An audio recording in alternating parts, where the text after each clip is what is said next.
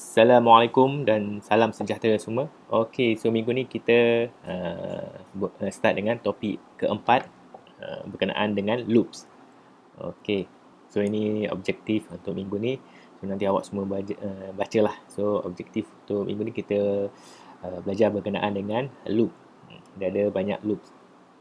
Okay, saya ambil saya punya pen highlighter. So kita akan belajar tentang while loops, do while loops, for loop dan sebagainya. Nanti awak bacalah. So motivation, sebelum kita start, kita kena motivate diri kita. So motivation untuk subjek ni, kenapa kita nak belajar tentang loops ni adalah kerana contohnya, kalau awak nak print string, string tu contoh string tu adalah welcome to Java. Awak nak print out dia sebanyak 100 kali. So kalau kita nak buat satu-satu, so macam kita tahu, kalau nak print out any strings or any statement, kita akan guna system.out.println ni. So macam ni lah kalau kita nak print out string welcome to Java dalam kita punya Java. Dalam kita punya source code kita tulis ni, dan nanti kita run, dia akan print out ni lah. So kalau kita nak print out sebanyak 100 kali, takkanlah kita nak tulis sebanyak 100 kali sistem outprintln ni. So dia akan menjadi satu yang leceh, yang tedious, to write the following statement 100 times. So cara penyelesaian ni macam mana? So cara penyelesaiannya kita guna loops. Ni contoh dia lah tadi. Takkan kita nak tulis ni, kita ada problem, macam saya beritahu minggu lepas, kita buat source code ni ataupun program ni kerana kita nak selesaikan masalah. Masalah kita tadi adalah kita nak print out statement tersebut sebanyak 100 kali. So takkanlah kita nak tulis dalam kita punya source code kat Java tu sebanyak 100 kali benda yang sama berulang-ulang. So dia tak sesuai lah, tak optimum ataupun tak sesuai lah untuk kita tulis sebanyak 100 kali macam ni. So kita kena guna satu function nama dia loop. So salah satu daripada loop tu adalah while loop. Okay, so while loop ni dia akan execute statement repeatedly while the condition is true. So kita kena ada satu condition ataupun kondisi lah. Selagi dia punya condition tu true, so dia akan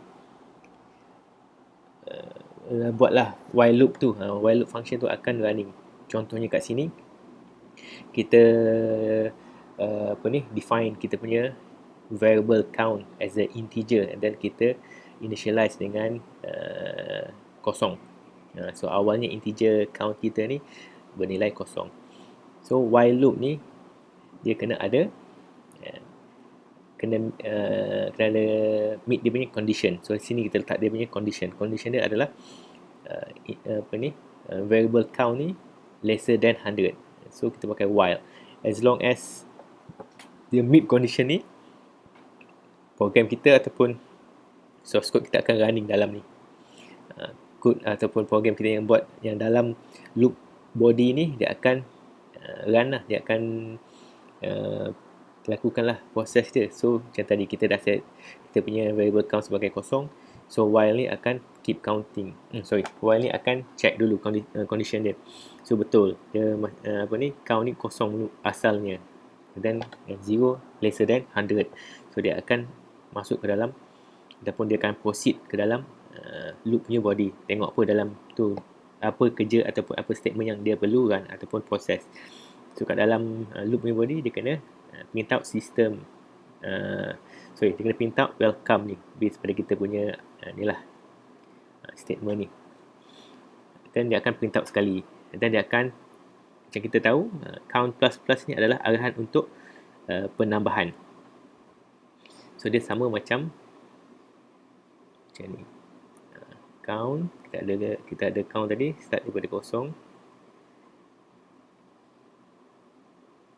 Count plus ni bersamaan dengan, sama juga dengan kita increasekan value dalam count ni sebanyak 1. So dia macam ni lah basically. secara arm dia, apa yang ada dalam count awal dia akan ditambah 1. So macam kita tahu tadi, awal dia adalah kosong, and then dia tambah 1. So next yang dalam count adalah value 1. So dia akan check lagi. 1 lesser than 100, dia akan print out ni welcome to Java sekali lagi, and then dia akan tambah lagi count plus plus, and then so count akan jadi 2, and then dia akan repeat lagi sampailah 100. Lepas sampai 100 sampailah 99 dia akan print out sekali lagi. Dan kita tambah 199 tambah lagi count plus plus ini, dia akan jadi 100. So tak based pada kondisi ni, 100 sudah bukan kecil daripada 100. So program ni akan break, ataupun dia tak akan proceed dengan loop punya function, ataupun dia tak akan proceed ke dalam loop punya body. So dia akan jump terus, pergi keluar daripada, dia akan lepas 100 count 100 not lesser not lesser than 100. So dia akan jump daripada ni, keluar. Dia akan buat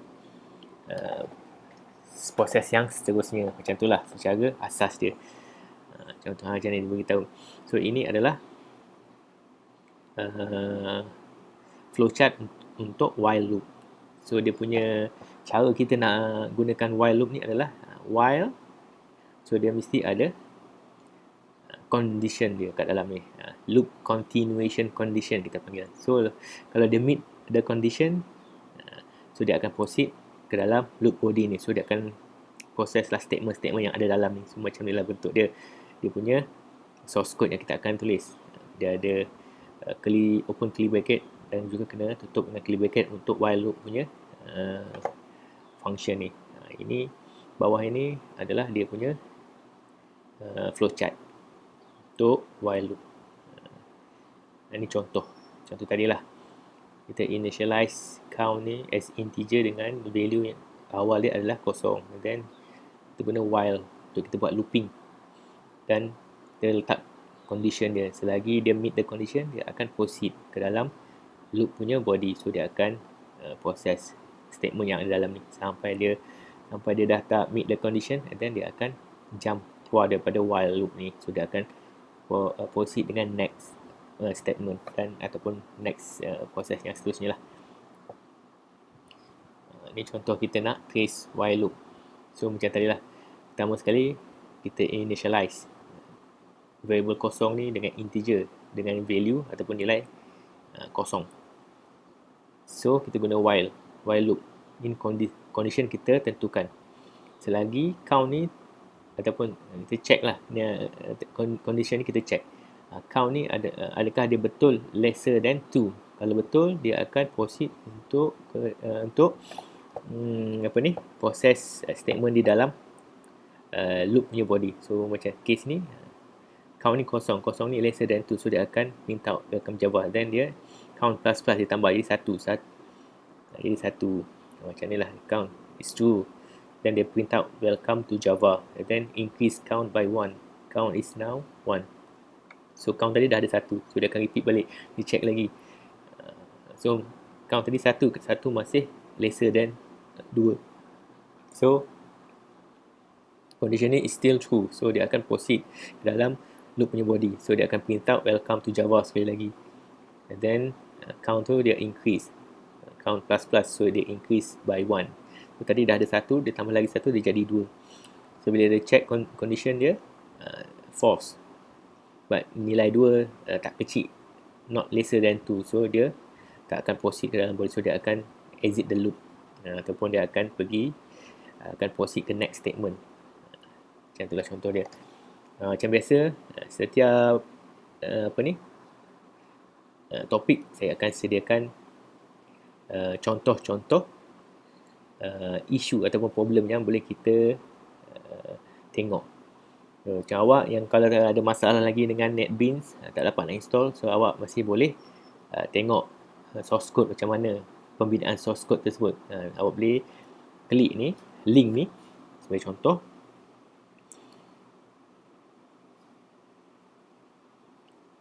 Klik link ni, dia akan jump ke animation ni. Macam biasalah, macam yang lepas-lepas. So awak boleh tengok lah basic source code untuk program tu tadi. Untuk apa ni, problem ni adalah dia nak repeat addition until correct. So dia nak repeat nilai tambah tu sampailah kita bagi value yang betul. Contoh dengan menggunakan loop tadi lah. Kita dah klik tadi. So kat sini dia punya source code yang awak dah klik tadi, link tadi, dia akan pergi kat sini. Pergi kepada web base punya source code lah untuk awak tengok. So awak boleh tekan compile ataupun awak boleh tekan animation. So macam biasa kita akan start dengan class. Kat sini dia dah buat satu class, nama dia repeat addition quiz. So dalam class ni dia ada method. Ni method kita, public static void main. Dalam method ni dia akan buatlah apa yang kita ataupun yang source code ni dah suruh dia buat. Contoh kat sini dia initialize satu integer, nama dia number 1, dengan memasukkan random number. Dan random number ni nanti kalau dia tulis random number saja, dia akan generate satu random number antara 0 sehingga 1. So 0.1, 0.2, 0.3. So dalam program ni dia nak nombor larger than 0 lah, nak 1 ke atas, 1, 9 macam tu, 10 dan sebagainya. So dia kena darab dengan 10. So kalau bila dia generate 0.5, dia akan darab 10 jadi 5. And then dia kena cast program ni, dia castkan dia sebagai integer punya number. Sebab bila math random generate ni, dia akan generate a floating number. The floating number nak masukkan ke dalam integer number tak dapat. So dia castkan dia, explicit casting, supaya dia dapat dia hanya ambil integer number dan masukkan kepada variable number 1 ni. Dan begitu juga dengan variable number 2 ni, dia akan buat benda sama. So kita akan dapat dua number yang random. So next statement adalah dia create macam biasa scanner input. Ini adalah untuk kita memasukkan input ataupun kita nak minta user masukkan input. So bila kita create scanner ni, dia akan automatic kita akan import Java utility scanner punya function ni. Ini macam biasalah, ini hanya nak print out dan beritahu kepada user, kepada orang ataupun user lah, beritahu apa what is number 1 plus number 2, kata apakah jawapan bagi penambahan dua variable ni tadi. So lepas tu dia ask jawapan ataupun input daripada user. So kita sebagai user kena masukkan lah. Ini cara nak request user masukkan input. Bukan request masukkan input, maknanya kita sediakan tempat. Bila kita nak user masukkan input, kita kena sediakan satu variable untuk input. Ini cara dia, integer answer equal input dot next int kurungan, buka kurungan, tutup kurungan. Kita boleh guna apa ni, data type ni kita boleh guna apa saja, tak kisah. Kita nak guna double boleh, floating boleh, short boleh, long boleh. Kalau kita guna integer, kita kena pakai next integer. Kalau pakai float, kita kena guna kat sini next float dan sebagainya. So bagi source code ni ataupun program ni, sebab yang atas-atas ni kita pakai integer, so kita pun pakai je lah integer. Sebab tak ada gunanya kalau kita pakai float, membazir kita punya memory. So kita pakai je integer. So kat sini lah dia while loop dia. Kalau kita pakai while looping, so kat sini dia beritahu number 1 plus number 2 not equal dan answer, base kepada jawapan yang dimasukkan oleh user tadi. Dia dah tanya soalan penambahan dua nombor. Kalau kita masukkan, kalau salah, dia akan masuk ke dalam loopnya body ni dan akan print out wrong answer, try again. Jawapan kita salah, cuba lagi. Apakah penambahan dua nombor ni? Kita pun masukkan lagi. Dia akan repeat balik lah, pergi ke input ni balik. Dia akan repeat kat while ni. So dia akan pergi ke sini balik. Tengok, kita kena masukkan lah. sorry, dia sampai sini dia akan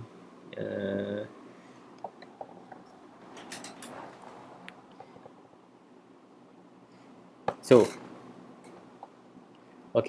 sampai sini inilah dia while loop kita. So kat sini kita guna while loop, dan sini dia punya condition dia. Condition dia kat sini adalah dia nak check bila dia tambah dua nombor random tadi, adakah sama dengan answer ataupun sama dengan jawapan yang kita bagi, jawapan yang user masukkan kat sini tadi.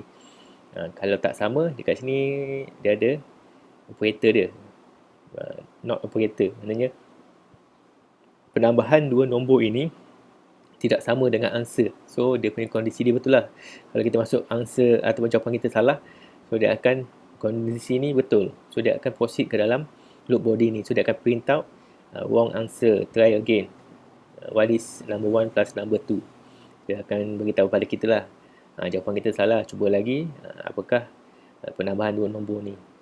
So dia akan minta lagi kita untuk masukkan input. So kita masukkan.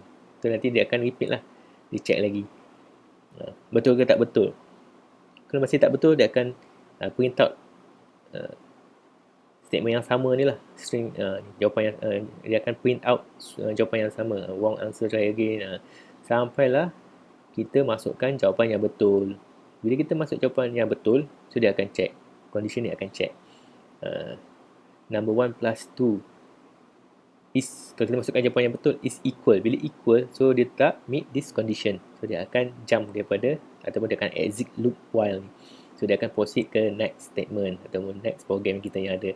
So next statement dia adalah you got it. Maknanya betul, jawapan awak betul. So sebagai contoh, nak tengok lebih jelas, tekan je animation ni. So dia akan pop up satu lagi Windows. So kita boleh start. Kat sini pun dia akan terangkan awal ni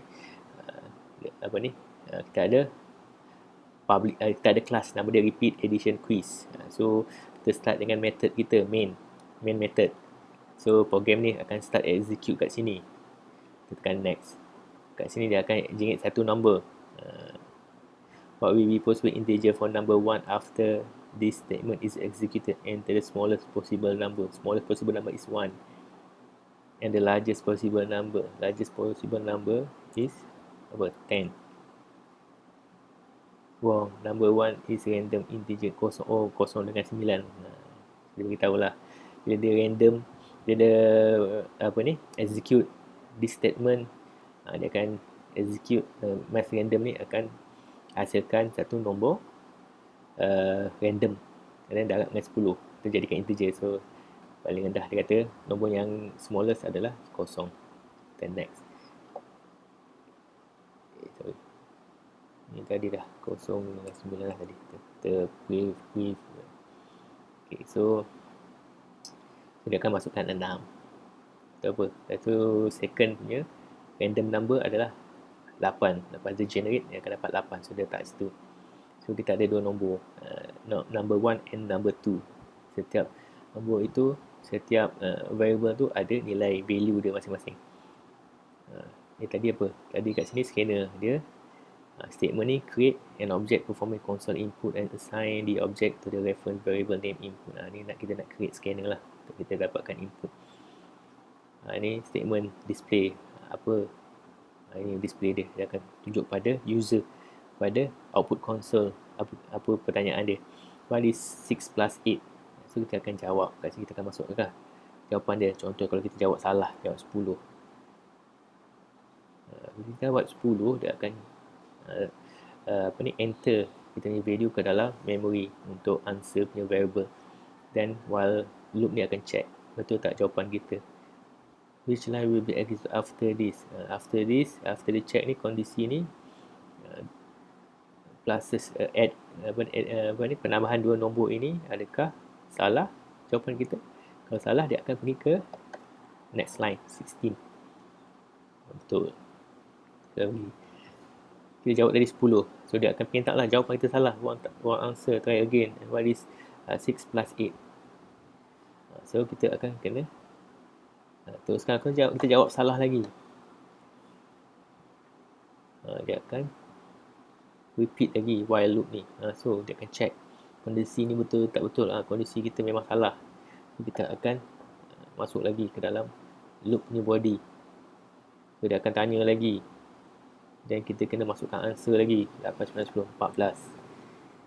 So dia akan check balik. Kita dah masukkan value yang betul ke dalam jawapan kita. Dia akan check balik. While loop dia akan check dengan condition dia tadi tu. Kalau condition dia betul, 8 campur 4 adalah 16. Condition dia betul. So dia akan proceed ke next line. So next line dia adalah 21.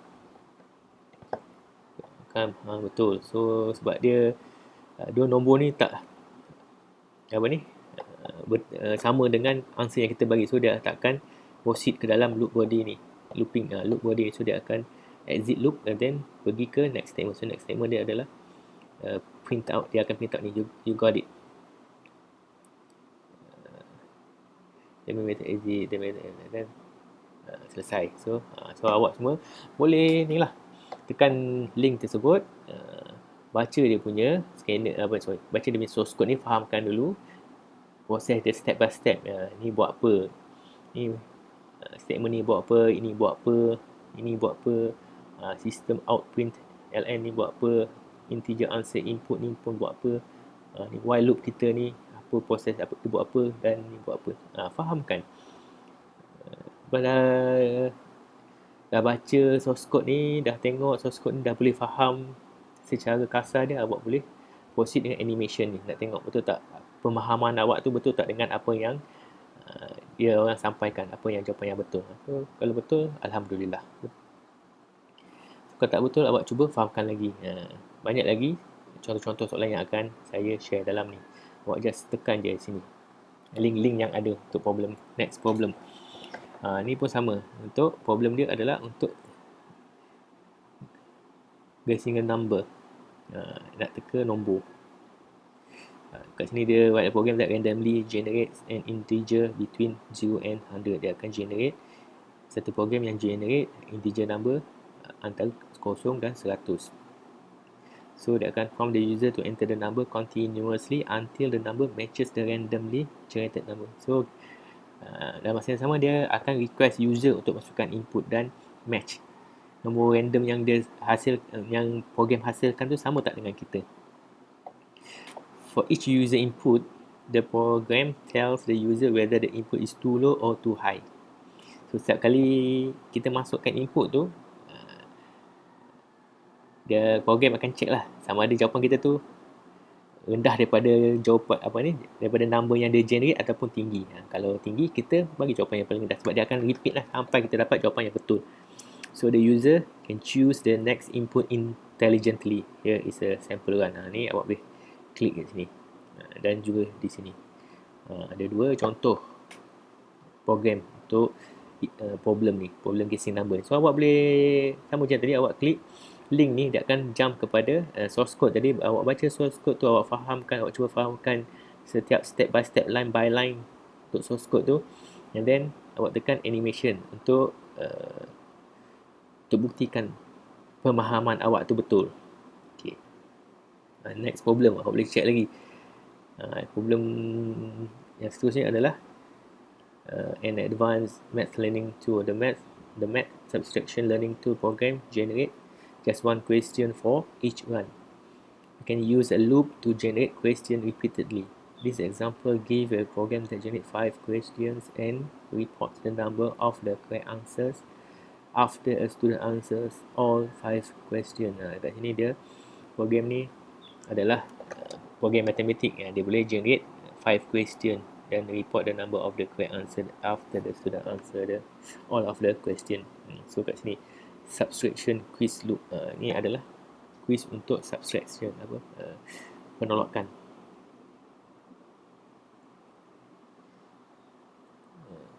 Next.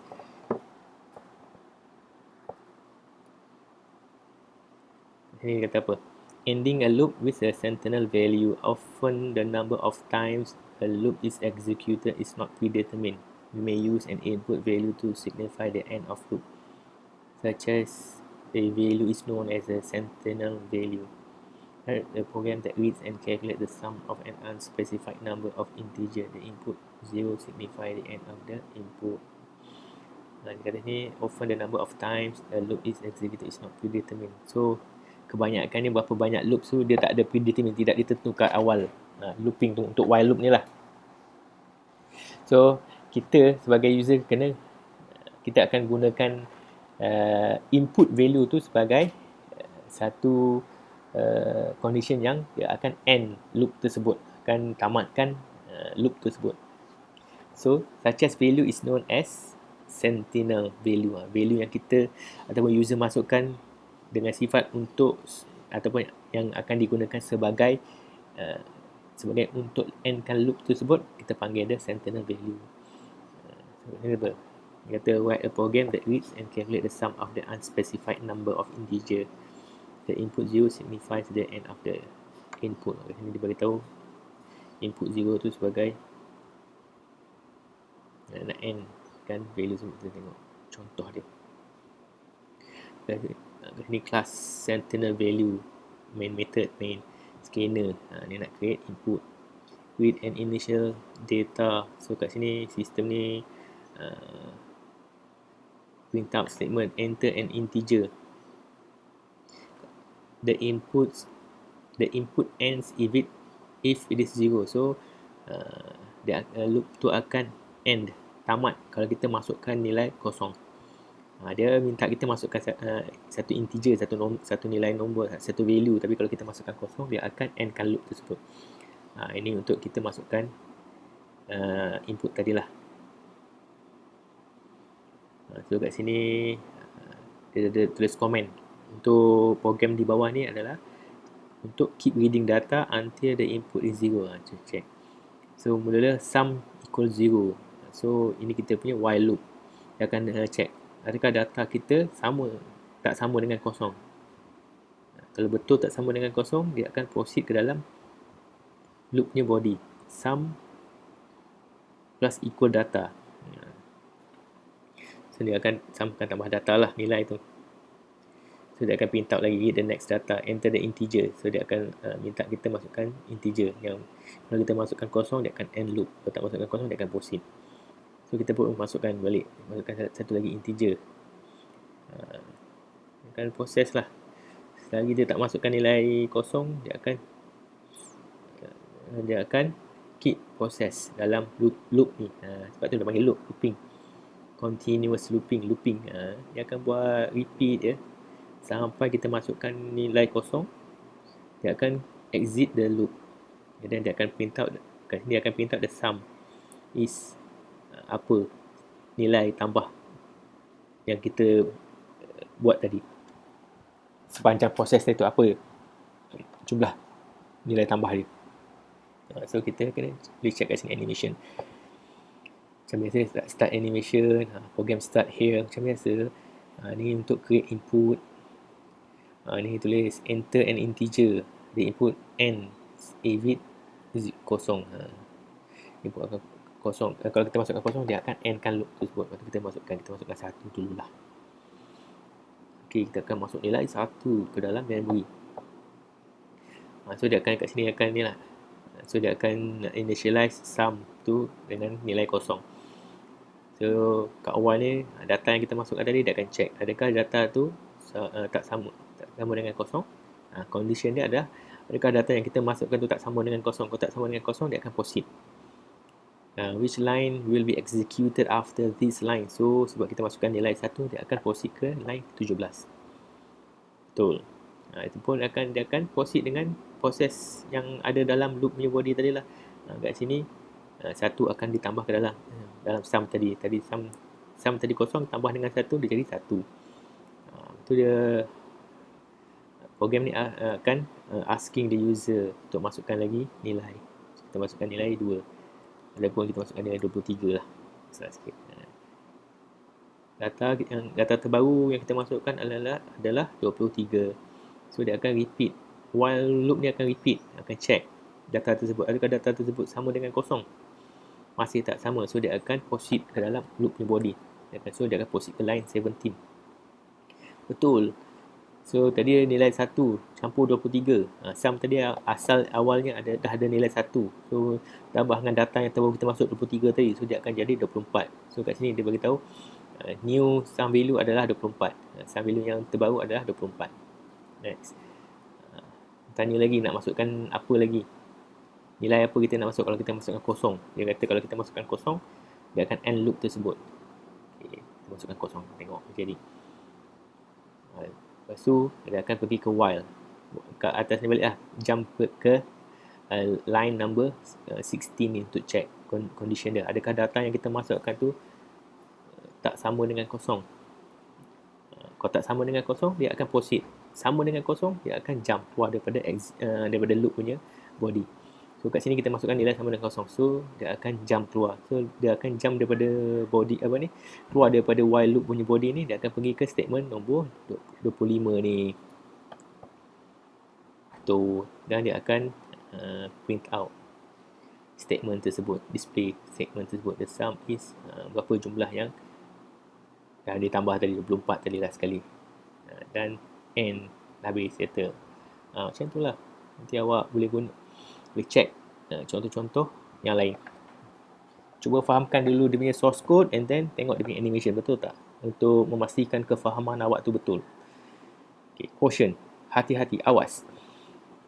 Bagi tahu sini, don't use floating number, floating point value. Don't use floating point value for equality checking in a loop control. Untuk kita buat satu condition ataupun equality checking dengan dalam loop control ni, kalau boleh jangan guna floating number.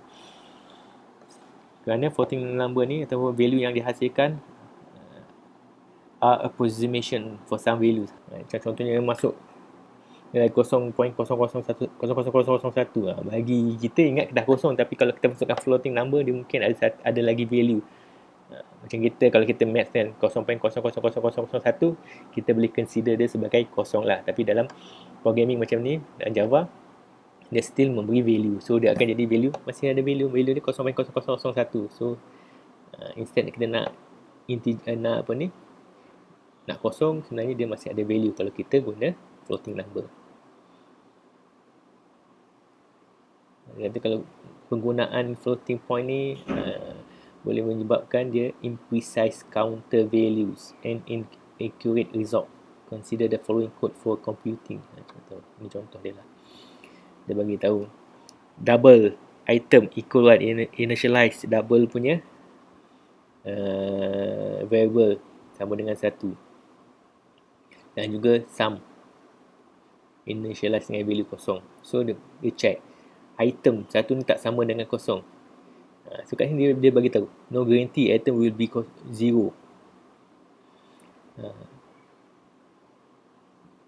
Sebab kalau kat sini kalau kita item tu sama dengan kosong, dia akan jump lah.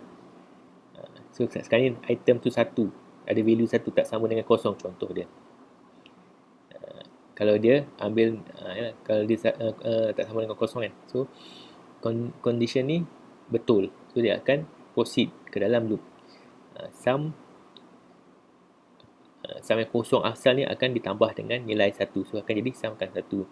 Untuk item ni dia akan tolak 0.1. Dia pun tolak 0.1. Jadi kita beranggapan 1 tolak dengan 0.1. Item ni asal dia 1 tolak dengan 0.1. Kita akan anggap dia menjadi 0.9. Okey. Awalnya okey lagi. Dia akan check balik. Adakah 0.9 ni tak sama dengan kosong? Betul, memang tak sama dengan kosong. Dia akan proceed lagi. Dengan tolak-tolak sampailah 0.1. Sampai satu masa item nama dalam item ni akan jadi 0.1. Dia pun proceed lagi 0.1 tolak dengan 0.1, kita beranggapan dia akan jadi kosong.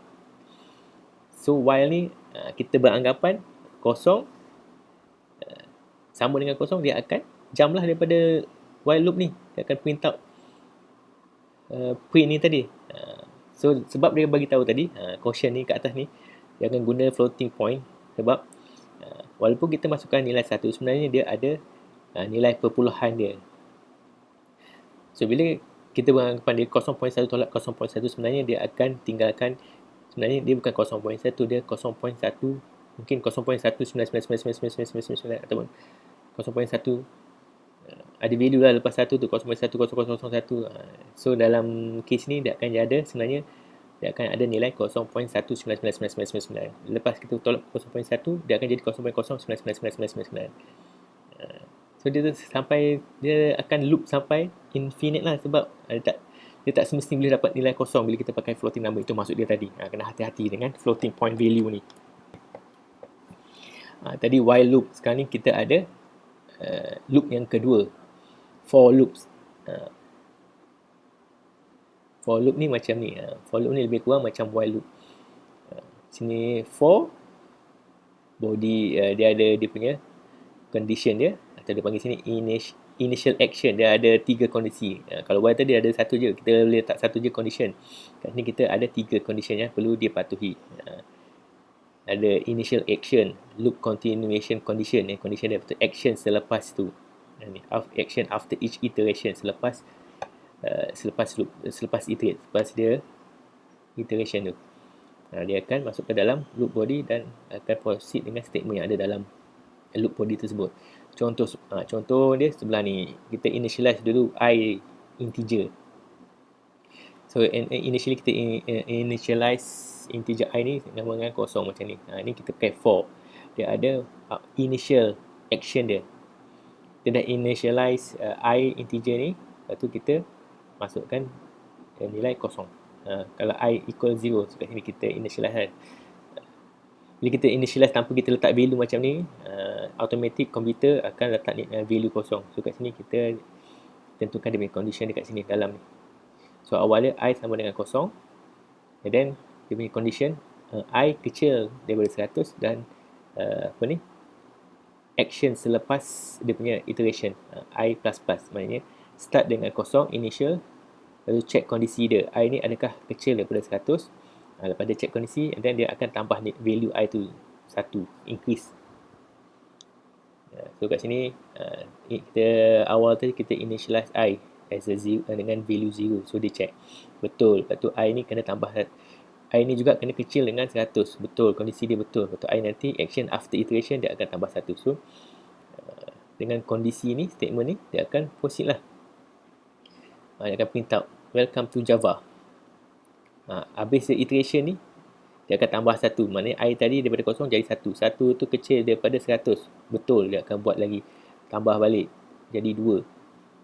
Kecil, I tu kecil, I tu akan ada value 2 dalam dia. Lepas tu dia check balik, I tu masih kecil lagi ke daripada 100? Masih lagi, betul. Dia akan print out statement welcome to Java ni lagi. Selepas habis iteration dia akan tambah 1 kepada dalam I. So dia akan repeat sebanyak sampailah dia meet kondisi ni. Bila dia dah tambah I ni, keep repeating, adding 1 into I. So at the end I ni akan ada value 100. So 100 lesser than 100 tak betul. So dia akan jump out ataupun exit for loop ni. So dia akan proceed ke next statement. Macam itulah kegunaan for loop ni. For loop ni dia ada 3 condition macam ni, 3 keadaan macam ni. Dia ada initial, dia ada condition dia, dia ada action after each iteration. Kalau macam while tadi ada condition saja. So yang ni ada 3 benda atau 3 argument, 3 statement, 3 argument dalam dia punya condition dia. So masing-masing ada kegunaan dia. Nanti bila awak buat programming sendiri, awak akan dapat tahulah mana satu nak guna. Ni awak boleh tengok lah, ni saya dah terangkan tadi. Initial dia declare I ni dulu, lepas tu dia execute I is a 0, and then dia akan check condition, adakah I ni lesser than 2. Dia betul, dia akan print out system, dia akan print out welcome to Java ni, and then dia akan tambah satu nilai ataupun increase I ni with 1. So initially dia 0, dia akan jadi 1. Dia check balik, lepas tu masih lagi kecil daripada 2. So dia akan print out welcome to Java ni lagi, and then dia akan action after each iteration dia akan tambah 1 lagi. Tadi dah 1, I akan jadi 2. Adakah 2 lesser than 2? No. Dia sama dengan so jadi 2 dah sama dengan 2, so dia takkan proceed dengan statement dalam loop punya body. So dia akan exit for loop punya body. So dia keluar, exit the loop, execute the next statement after the loop. So kalau ada statement seterusnya, dia akan proceed lah dengan statement yang seterusnya. Kalau tak ada, dia akan end lah program tersebut. Macam tu contoh. Dia kata apa? Initial action tadi. Initial action tadi mana? Initial action in a loop, in a for loop can be list of 0 or more comma separated expression. Dia kata dalam tu dia boleh list of 0 ataupun comma separated expression. And the action after each iteration in a for loop can be list of 0 or more comma separated statement. Boleh sama dengan kosong ataupun ada banyak lagi comma separated statement yang boleh kita tambah. Nak jadikan dia sebagai satu action after iteration. Ni initial action ni pun kita boleh tak semestinya kosong. Kita boleh letak apa-apa value ataupun kita nak letak statement-statement lain sebelum condition dia tadi. Kat bawah ni dia tunjuk contoh. So the following two for loops are correct. So kedua-dua contoh di bawah ni adalah betul. Contoh dekat sini dia kata for integer, dia kata sama dengan 1. Dia tak sini kosong, dia letak 1. So dia akan integer i ni akan start dengan 1 lah. Dan dia akan check i lesser than 100. Betul. Dia akan proceed buat sesuatu lah dekat dalam loop ni body. Lepas tu action after each iteration, dia akan buat apa? Lepas tu dia akan print out. Dia tak tambah, dia tambah lah, tapi dia tambah nilai tambah tu dia tambah dan dia akan print out sekali value tersebut. Dia akan display lah value tersebut. Dia akan display action. Dia tak semestinya plus one je, dia boleh letak statement lain. Kat sini statement ni dia nak display nilai tambah kat sini. Nilai yang dah ditambah kemudiannya tu. Nanti kita output kita tu boleh nampak apa konsol dia. Condition kedua macam ni. For integer sama dengan integer i equal 0 and then integer j equal to 0. Macam dia cakap tadi lah. Initial action in the for loop can be a list of 0 or more comma separated expression. Kat sini dia more comma separated expression. Dia ada 2 statement. Lepas tu dia akan check condition tersebut. Adakah 2 nilai ni, 2 tambah nilai ni kecil daripada kosong. Kalau kecil daripada 10. Kalau kecil daripada 10, dia akan proceed ke dalam loop punya body. Kalau besar daripada 10, dia akan exit the loop. Ni statement untuk increase lah nilai dalam i tadi dan juga j tadi. So based pada condition ni, dia akan buatlah statement ni sampai dia meet the condition. Sampailah nilai dia besar daripada 10 ataupun besar daripada 10, dia akan exit the loop. So dia akan buat next statement kat luar daripada loop punya body ni. Macam explain tadi, nanti awak boleh tengok lah. Quotient yang kedua, hati-hati. Adding a semicolon at the end of the for clause before the loop body is a common mistake as shown below. So kebanyakannya orang tersalah letak, programmer tersalah letak ni semicolon dekat hujung for ni, for clause ni. So sepatutnya tak perlu letak dia akan ada logic error. Kalau ada error tu, awak boleh check lah for loop awak ni terletak semicolon. Quotient yang kedua, similarly the following loop is also wrong. While pun sama, di akhir condition ni jangan letak end, sebab ni akan end kan dia. Ni selalu letak di end statement. Sebab kita tak end kan while loop ni, kita nak dia masuk ke dalam ni. So kita tak perlu letak semicolon kat sini. Macam system out print ln ni, dia nak print out ataupun display ni apa statement yang di dalam ni, dan dia dah tak ada nak buat apa dah, kita end lah statement tersebut dengan ni. Yang ni pun nak tambah, lepas habis buat penambahan ni, tak ada nak buat apa-apa, kita end kan statement tersebut dengan semicolon. Itu kegunaan semicolon. Ini contoh dalam do loop. Dia ada juga do loop, dia ada while loop, for loop, do loop. Untuk do loop ni, the following semicolon is needed to end the loop. Untuk do loop ni, kita kena letak semicolon kat hujung sini. Do loop ni ada do dengan while. Dia punya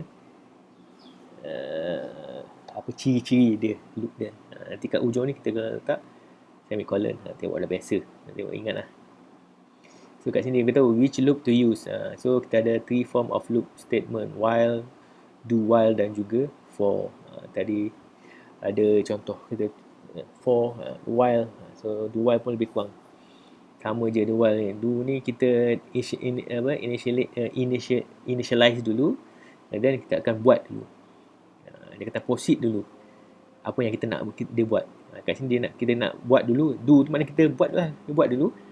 I is apa value I tu? I is kita masukkan tadi 0, and then I plus maknanya kita increase value dalam I tu dan 1. Tu dia baru dia check. Ni do while ni dia punya checking condition dia ada dekat akhir. Lepas kita dah buat do ni dulu sampai sini, dia akan check I tu tadi lesser atau larger than, ataupun lesser ataupun equal dan 0, ataupun larger than 0. So kalau masih lesser than 0, memenuhi kondisi tersebut, dia akan repeat lah do ni, buat sampai I ni tambah jadi 10, I ni jadi 10. Bila 10 dia akan sampai kat while ni, dia akan check I ni value dia ada 10, not lesser than 10. So dia akan exit lah while do while punya loop ni, buat statement yang seterusnya. Macam tu do while punya loop. So selalunya yang recommend tadi pertanyaan, mana satu nak guna, loop mana satu nak guna, jenis mana satu nak guna. So dia recommend mana yang more intuitive ataupun more comfortable for you, mana yang awak sebagai programmer, mana yang awak comfortable nak guna. Dia tak ada salah, tak ada betul. Ketiga-tiga jenis tu ada kegunaan dia, masing-masing ada pro and con. So awak yang pilih macam mana awak nak buat. So kat sini dia beritahu in general, sejak asas for loop ni maybe digunakan bila kita tahu the number of repetition is known. Kita tahu berapa banyak kali kita nak repeat. Jadi macam tadi kita nak repeat 100 kali, kan dekat kondisi I lesser than 100, maknanya kita nak dia repeat 100 kali. Lepas lebih daripada 100, dia nak exit daripada loop. Itu maksud dia. Macam ni, for example, when you need to print a message 100 times. Kalau while loop pula, maybe use if the number of repetition is not known. So kalau while loop ni kita nak gunakan dia bila kita tak tahu berapa banyak kali kita nak repeat. So selalunya kita akan sebab kita tak tahu berapa banyak kali kita nak repeat, so kita program tu kita akan minta user masukkan satu value yang dia nak, macam tadi, ataupun satu value yang kita akan buat satu condition. Kalau tak meet the condition, so dia akan keep repeating, tak kisahlah 1000 kali, 100 kali, 3 kali. Itu kegunaannya kalau kita tak tahu berapa banyak kali kita nak repeat. Do while loop pula can be used to replace while loop. Boleh digunakan untuk replace while loop if the loop body has to be executed before testing the continuation condition. Kalau kita nak execute dulu body loop dia tadi sebelum dia check the condition, kita boleh guna do while macam tadi. Nested loop, ni problem apa dia? Tulis program that uses nested for loop to print a multiplication table. Ni kita nak guna loop di dalam loop. Last topic kita if statement, if nested if rasanya kalau tak silap, if statement di dalam if statement. Sekarang ni kita ada loop dalam loop. Ini adalah kegunaan loop dalam loop yang lain. Nanti awak boleh tengok kan, awak boleh klik kat sini, tengoklah contoh dia. Macam biasa, dia akan jump kepada source code yang web based punya. Awak fahamkan dia punya source code, and then dah fahamkan step by step source code tersebut, awak tekan animation, nak check kefahaman awak. Next, ini adalah untuk minimizing numerical errors. Using floating point numbers in the loop continuation condition may cause numeric error. Ini kalau kita guna floating point numbers akan menyebabkan ada errors, numeric error. Numeric errors involving floating point numbers are inevitable. Tidak boleh dielakkan. Maksud dia, kalau kita guna floating point number dalam untuk loop continuation condition ni, so numeric error ni tidak boleh dielakkan. So section ni discuss how to minimize such error through an example. So boleh tengoklah example kat sini nanti. Betul example, the sums a series that start with 0.01 and end with 1.0. The numbers in the series will increment by 0.01 as follows: 0.01 plus 0.02 plus 0.03 and so on. So awak boleh klik test sum ni, then nanti dia jump macam biasalah. Source code ni web based, awak baca, fahamkan step by step and then tekan animation untuk check kefahaman awak. Mudah saja. Ni pun sama problem ni. Kita kena banyak dengan fahamkan Java punya source code. Kena hands on. Awak kena banyak hands on. Teori dia mudah aja. Tapi awak kena nak fully understand the situation ataupun understand the program, you kena hands on lah. Kena selalu buat program sikit-sikit. Buat je yang mudah-mudah dulu. Ni apa ni? Dia nak check finding the greatest common divisor. Problem dia adalah write a program that prompts the user to enter two positive integer and finds their greatest common divisor. Dia nak program ni hanya nak minta user masukkan dua number, dua positive number, and then program akan carikan common divisor. Boleh baca lah ni. Then awak boleh klik kat sini, link di sini, seperti biasa, fahamkan dia punya source code, and then check kefahaman awak dengan klik dia punya animation. Nanti dia akan terangkan one by one dan awak check kefahaman awak. Tengok banyak contoh-contoh problem yang ada supaya awak lebih mudah faham tentang loop ni. Looping punya kegunaan ni. Ini ada predicting the future tuition. Untuk dia predict berapakah tuition fee dia in the future nanti. Kalau setiap tahun, kat sini kalau setiap tahun tuition fee dia naik 7%. Program ni akan check lah setiap tahun in the future, in the 10 years atau in 5 years, tuition fee dia akan jadi berapa jumlah dia. So start dengan ni contohnya, tuition fee untuk university is 10,000 this year, and then the next year dia akan increase 7% every year. So dia nak check sepanjang pembelajaran dia selama berapa, 3 tahun, 4 tahun, berapa total dia bayar, berapa dia kena bayar. So kat sini dia punya source code dan awak boleh klik dan fahamkan dan check kefahaman awak dengan proceed dengan dia punya animation. Macam ni lah contoh dia beri tadi. Tuition dia $10,000 dia punya per year, and then kena ada satu value, berapa tahun dia nak kena input lah, berapa tahun dia nak kira. Kalau 3 tahun dia masuklah 3 tahun, so dia akan check lah. 4 tahun, 4 tahun. Setiap tahun tuition dia tu akan tambah 7% lah. Ini 7% setiap tahun. So dia akan, kita boleh check lah berapa nilai keseluruhan yang dia kena bayar nanti. Kenapa? So next, case study, converting decimals to hexadecimal. Ni program untuk convert decimal number kepada hexadecimal. Hexadecimals are often used in computer system programming. Nanti saya share appendix F ni dalam buku ni, ataupun awak boleh type je kat Google hexadecimal number ni. How do you convert a decimal number to a hexadecimal number? Macam mana nak convert pula decimal kepada hexadecimal? To convert a decimal number to a hexadecimal number is to find the hexadecimal digit. Ni dalam hexadecimal, so that D ni decimal number ni kena ada formula ni lah nak convert hexadecimal number kepada decimal tadi.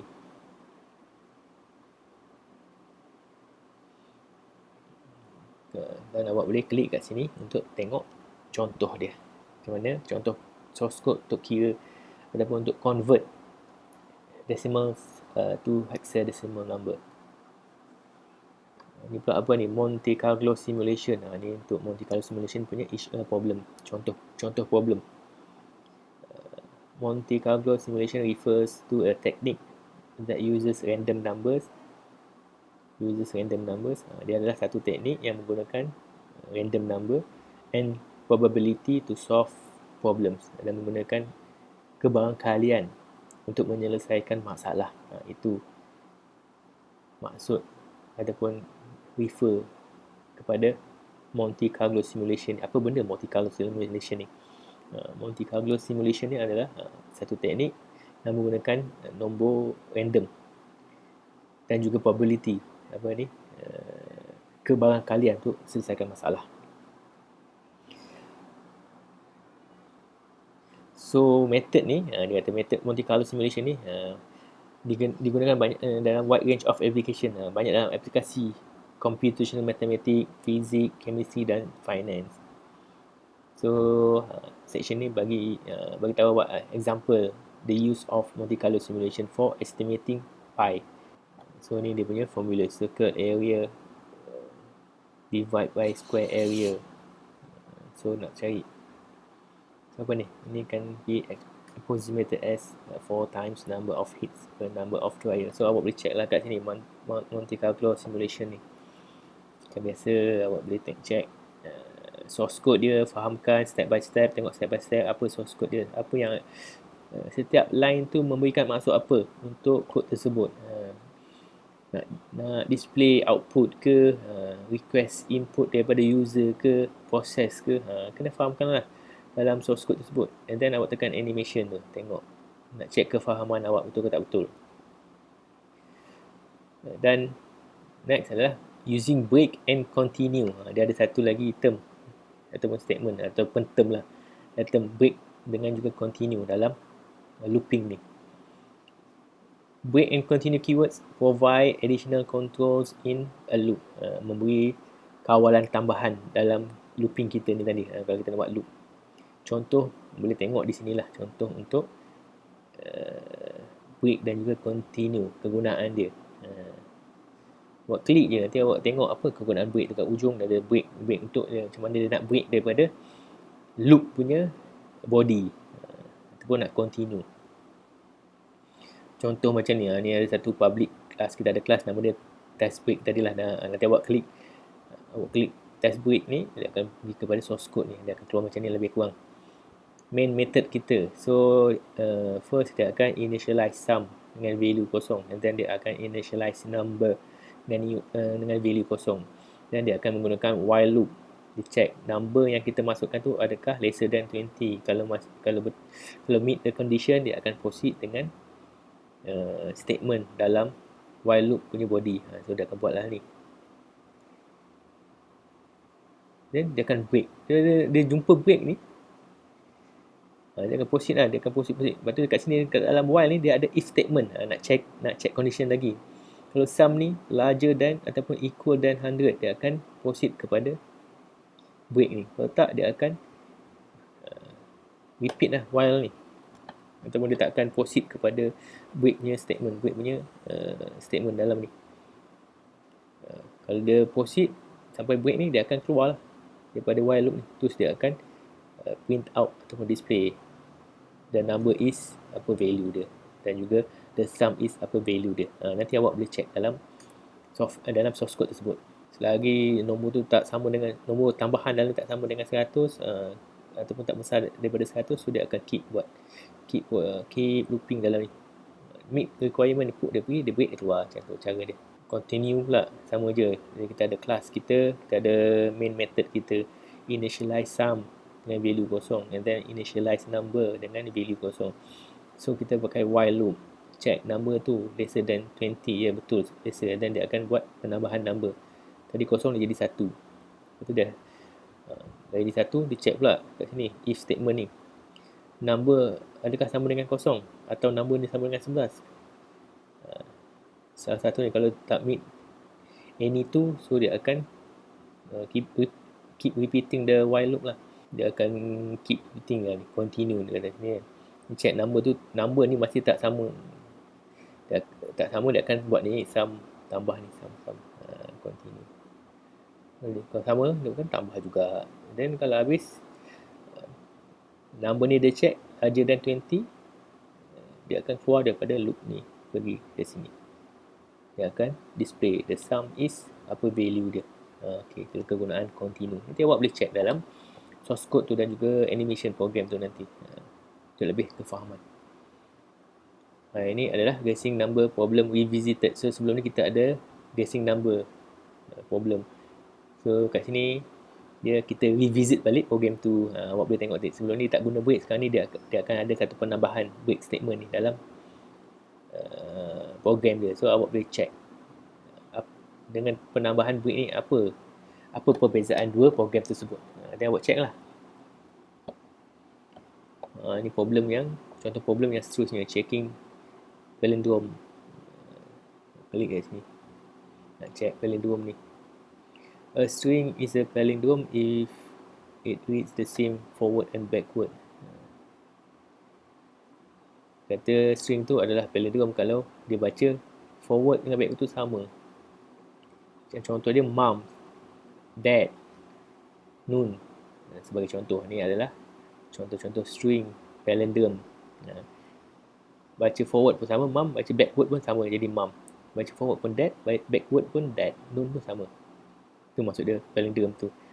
So software program ni ataupun source code ni, program ni adalah untuk check adakah string tersebut palindrome. Nanti awak klik lah, fahamkan dia punya source code step by step, line by line, and then awak check awak punya understanding dengan klik kepada animation tersebut. Ini pula contoh soalan, contoh masalah untuk display prime number. Awak boleh klik kat sini. Ni mathematic dia je. Prime number, just nak check prime, then display the prime number. Okay, last kali ni kita nak debug lah loop ni dalam IDE tool. Nanti saya sediakan supplement supplement nota ni, supplement notes daripada buku ni untuk nota awak. Okay, ni copyright daripada buku lah. So, semua contoh dan bahan-bahan materi yang saya ajar dalam slide ni adalah daripada buku ini, Java Programming and Data Structure. Awak boleh dapatkannya untuk simpanan awak ataupun untuk rujukan awak.